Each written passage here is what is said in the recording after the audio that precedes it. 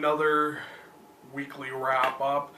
Hopefully you guys are getting something out of this weekly wrap up, because I'm actually, sharing with you guys the different graphic novels I'm reading on a weekly basis.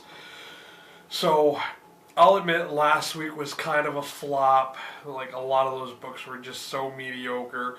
But this week, I think I've got some better books lined up.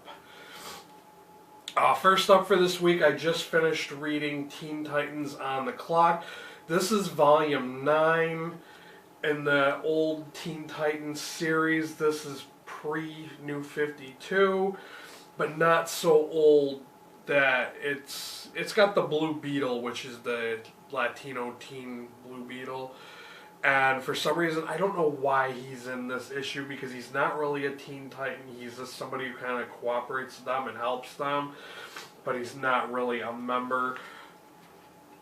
I thought it was kind of cool. Like, there were some other Teen Titans that were introduced that I didn't know were Teen Titans.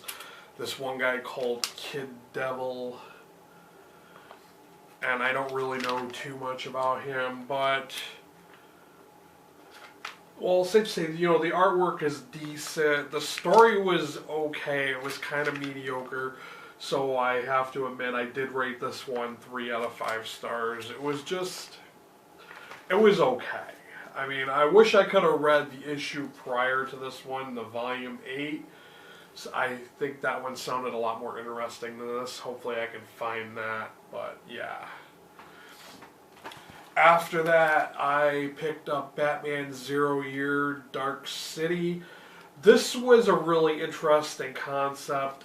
It goes back to early Batman history and the New 52 universe, and how, Batman first started out. We see a really young Batman, and this time the main villain, there's 2 of them. There's this guy that they introduced called Dr. Death, who was really super cool, but he was only in like a few short parts to the book, and then he just disappeared. Like, he's just no more.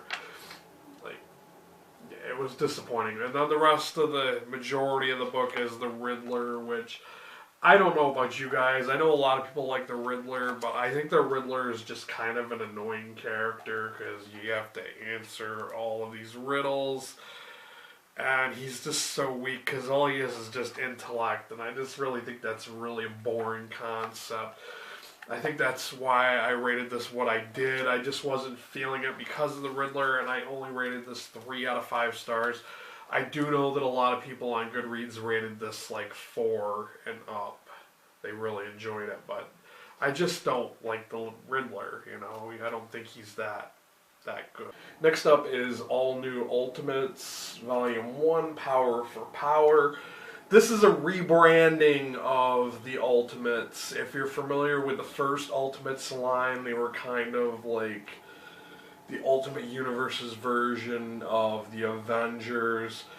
But now they're like an all-team consisting of superpowered teenagers who are working for S.H.I.E.L.D., and their run-up is Miles Morales, Spider-Man, Black Widow, who is like, you find out her little secret later, but she's like a Spider-Man type character, Kitty Pryde, Bombshell, who I've never heard of, Cloak and Dagger.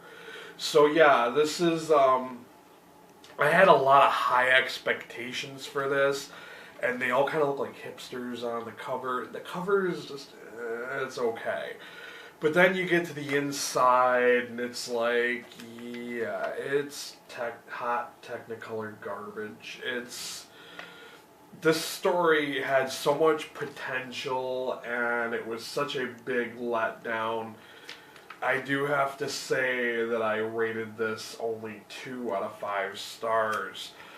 Like I said, I really thought that this was going to be a great time for Marvel to rebrand Ultimates, and it was a huge letdown.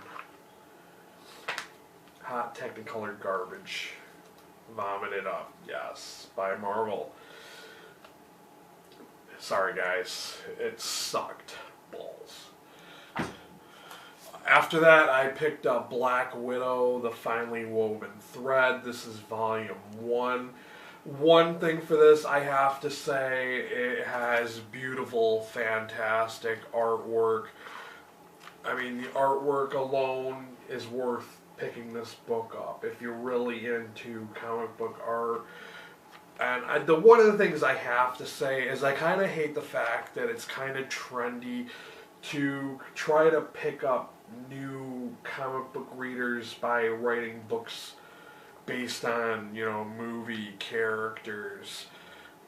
And basically, the story was really blah. It tells you basically who the Black Widow is, and if you're kind of somewhat aware of who the Black Widow is, you already know she's an assassin. But it kind of reveals how she's doing these assignments to try to atone herself. And yeah, so great artwork, but with a so-so average storyline. It's just okay. I mean, it's worth picking up if you want to really see, what the Black Widow is about. But I have to say, I only rated this 3 out of 5 stars. It's just okay. I mean, the artwork is great. It's fabulous, fantastic artwork, but it's not enough to pull this into a 4 or 5 star rating. Sorry. It's okay. It's still worth reading, but it's not going to be one of the great titles. Next up we have Deadpool versus Carnage. This cover is really, really bad. I don't know who drew Carnage for this cover, but it is horrible. Well, anyways, this is just for one of those books that's just for fun. It's not serious because, of course, it's Deadpool. It's not going to be serious. But it is what they call the bloodiest showdown between Deadpool and Carnage. So, I have to say that the artwork's okay, but this was very entertaining.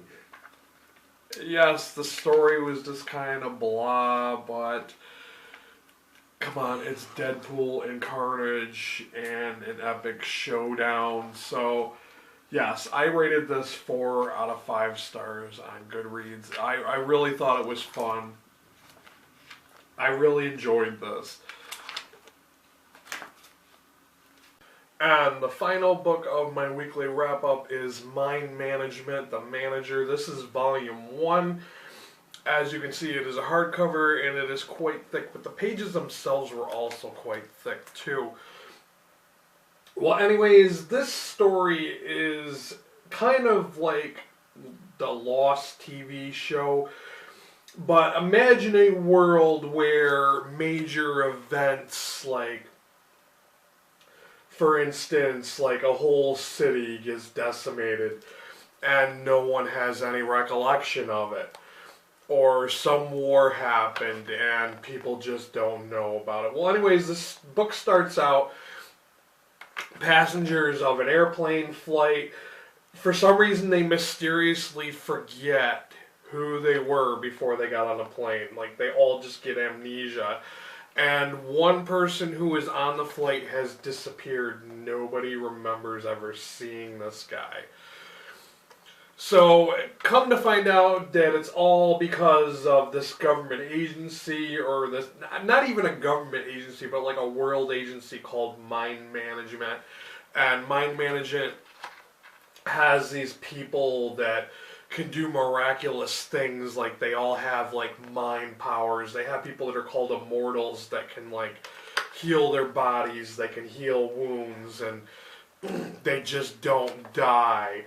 Or there's other people who can write a story and it makes people believe that it's true, or it persuades them. Stuff like that. So some of these things were really interesting. I found the concept very interesting for a story. The artwork is okay. It kind of reminds me of Jeff Lemire's drawing style. But I do have to say that I didn't think it was that great. It could have been a lot better. And I rated this 3 out of 5 stars on Goodreads. So that is my final book and my weekly wrap-up. Questions, comments, as always, if you guys have read any of these, let me know what you thought of them. If you have any recommendations, I'm always looking to read new stuff. Let me know down below. Thanks for watching, and until next time, later guys.